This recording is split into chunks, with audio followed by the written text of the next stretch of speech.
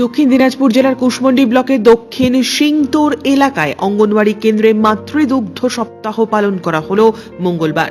Kushmandi block জুড়ে 1 August থেকে 7 August পর্যন্ত মাতৃদুগ্ধ সপ্তাহ পালন করা হচ্ছে।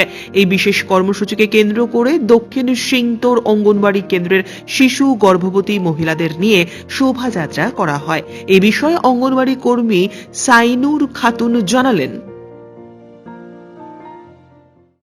বিশ্ব মাতৃদুগ্ধ দিবস সপ্তাহ 1 আগস্ট থেকে 7 আগস্ট পর্যন্ত।